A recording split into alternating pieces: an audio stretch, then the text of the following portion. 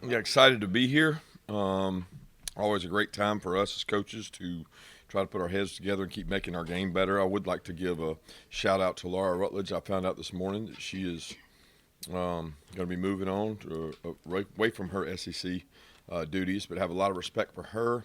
Feel like she and I have been in the SEC the same amount of time with the tenure I've had and the tenure she's had. She's a good friend and a lot of respect for the work she's done. So appreciate her service and wish her nothing but the best moving on.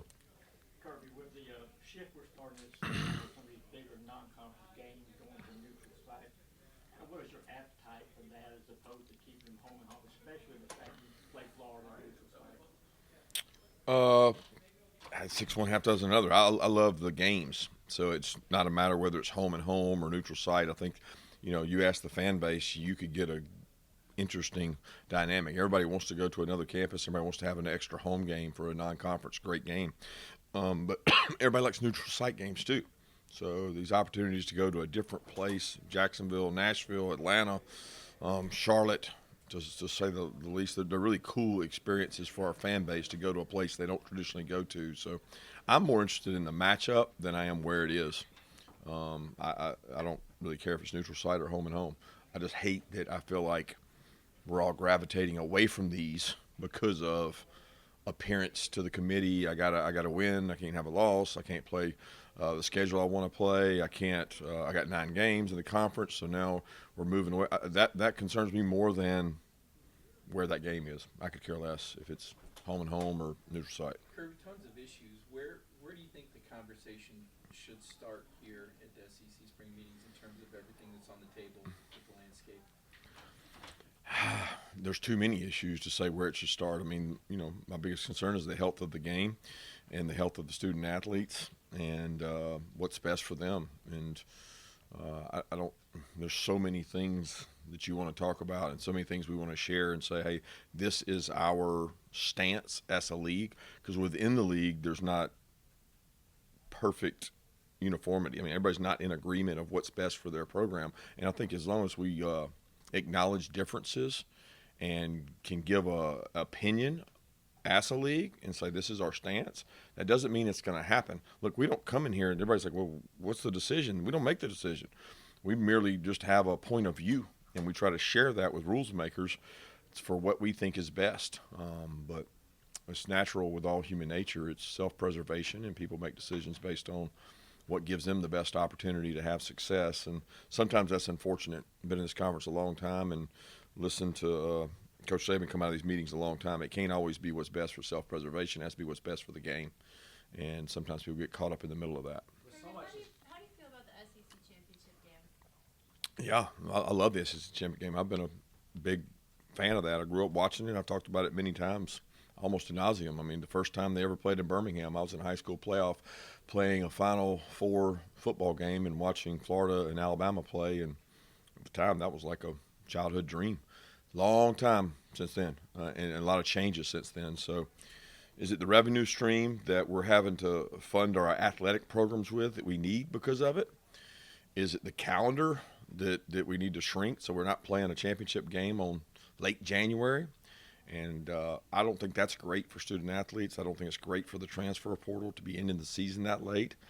And if that championship game is in the way of that or gets put on the back burner because of that, I think you'd have to accept it. But I'm really more worried about the financial burden that we're under right now of paying for all of the athletic department. And when you take that revenue stream out, can we make it work? And that, is it sustainable to do without it would be my biggest concern. But so much that's changed, in college football just in the last 2 years, 3 years, 5 years, um, and the decisions that had to be made even on a local level in the SEC. So, for example, going from 8 conference games to 9 conference games, and then playoff doesn't expand.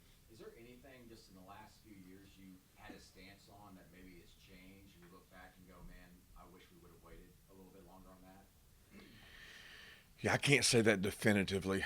I mean, the only thing that jumps out to me is I've always been, even when I worked for Nick for 10 years, 11 years, that we wanted to go to 9 game conference schedule. That the appetite was much better for our fan base for television networks, for the conference, to go to 9 games. And that was before we had as many teams in the conference as we do now.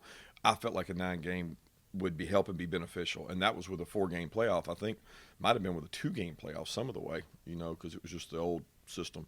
Now, you could say there may be regret in there going to 9, because I don't know that I'm not blaming the committee, I'm blaming the system, that I don't know that they can recognize and acknowledge truly, say, strength of schedule matters, and you're putting a team with one more loss in their column over a team that might have one less and didn't play the same schedule.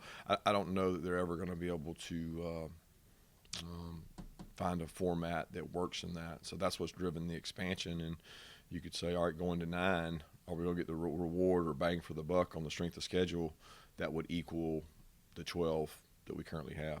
What's the right size for the playoff? I don't know. I really don't know. I don't know that that's a decision that I think a lot of people got to make. What's your driving factor? Is it totally revenue? Is it TV? Is it the student athletes that are playing forever? Is it what is your main purpose? I do agree with Commissioner Sankey that we're not a tournament sport. That's really not what we are. Okay, you can say, well, what about the old 1AA? What about high school playoffs? Theirs are different now. They don't play as many games as we do in a regular season.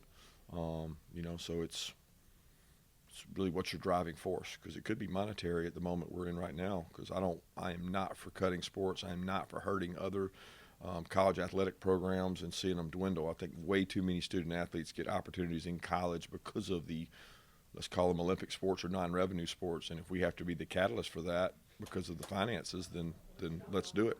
You said that your teams were a shell of you said that Alabama and Georgia were kind of a shell of the first game with the injuries, and now the 9-game schedule in the SEC championship game. There's been clearly attrition. You lost a quarterback a couple years ago.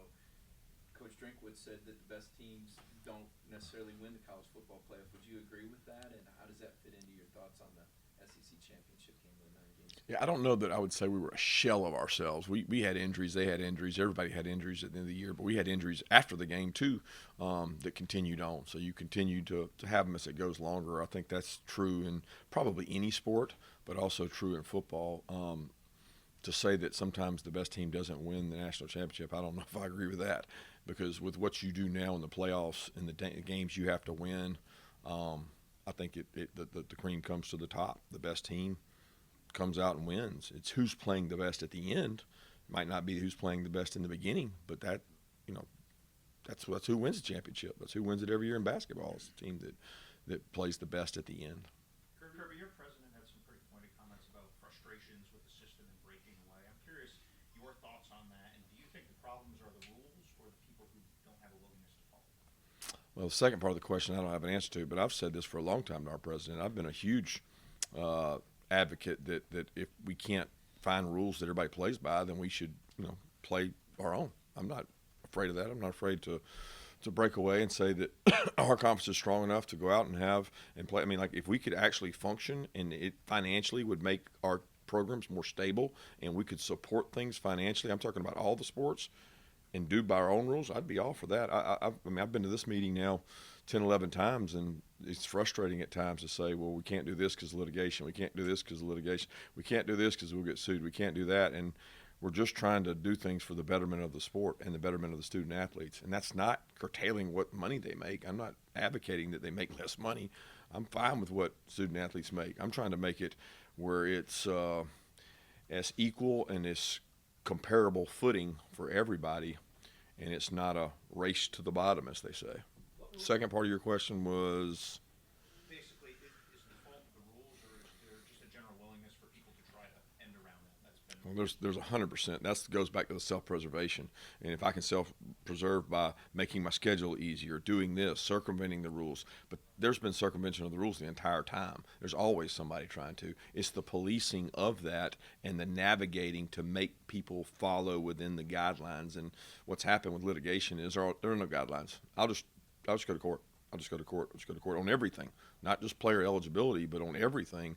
It's a lawsuit away from everybody backing down, and so they strip the power from any regulatory agency that we would put in place. So at some point, you got to be able to say, how do we want to do this? What rules would you like to see that you feel like can't be enacted at a national level? It's too many to say. I mean, there's so many things that I think could be done to make it better if we were servicing similar programs. The Power Four teams. I think 5 for 5 would be good. I think we got kids losing opportunities. I am an advocate of high school kids getting an opportunity to go to college and play, and we're losing seats in space because of the lawsuit. We were reduced.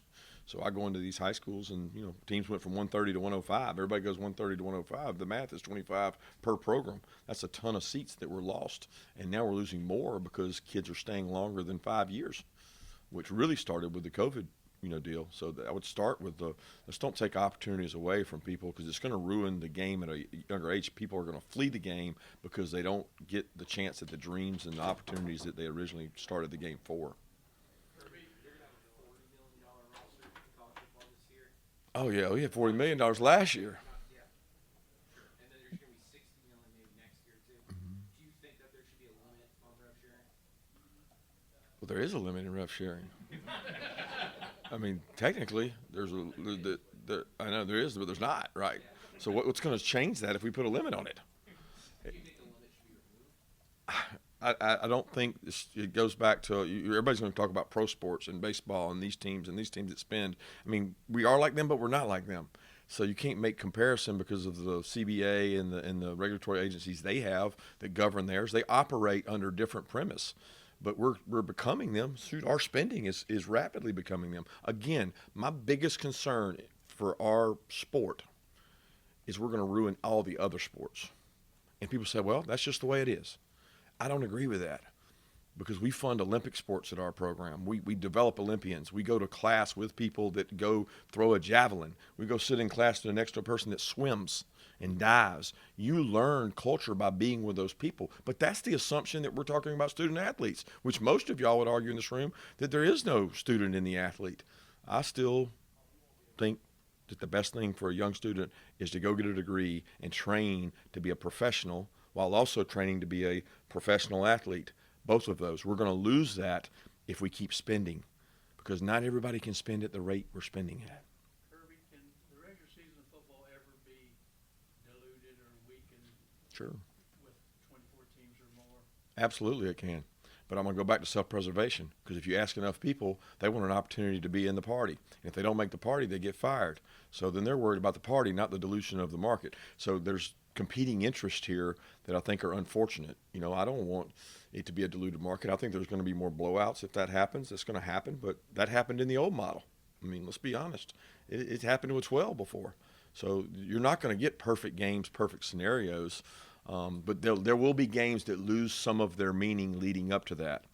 But maybe there's more great games in a 2014 model than there are in the 12 or the 16. I don't know. I'm not here to decide how many teams should be in it. I would much rather talk about how the teams are decided that are in it.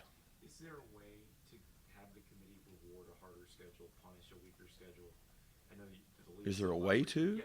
How do you Selection process. But how do you change it to make them do that? I don't know that we can change it to make them do that. It's the integrity of the people that are in that room and the judgment of the people that are in the room, who also have biases. And you can say they're removed. They don't have to be in there. They don't have to do it. But they still have people in the room have biases. And so I don't know that you're ever going to have that. You've had that same bias when it was 4. I got left out of the 4 several times and thought I had the best team in the country, and didn't get to go cry about it, scream about it, and get upset about it. It was what it was. You had to accept it. That's the way it is now. So it's probably going to always be that way regardless of the number. We all know that after 24, somebody's going to be left out. I think we saw this year that in the 12, somebody that was on the back end of the 12 almost won it, could have won it. In Miami. So we're going to see more and more some great games. I mean, I'm excited about that part, but I don't know how we solve the selection process, because someone will always argue with it. You'd like to have it on the field. One more question. Under the current structure, 12 bye teams are 1 and 7. Do you see that as a fluke or a flaw in the structure as far as the rest versus rusting? I don't. You're obviously involved in that. Yeah, I've been involved in that for 2 of those. Absolutely. So I'd like to. I am a big fan of continuing the season in continual motion, meaning taking out the long break. You can say for obvious reasons, but I just think football's played that way. I don't think football's played to have a 24, 27-day break. We had that too in the past. I've been a part of the long breaks for years at Alabama and Georgia when it was 4 teams, and we usually were successful with that. It's not a matter of my independent want or need or success. It's about what's best. And football is not meant to be played in a month gap. There's no real competitive sport that I can find anywhere where you take a month off and then continue. That's just unusual. So solving that in the calendar and moving things up to week 0 and getting a calendar where it plays throughout, I think plays to everybody's favor, including the student athlete. Thank you, Coach. Thank you.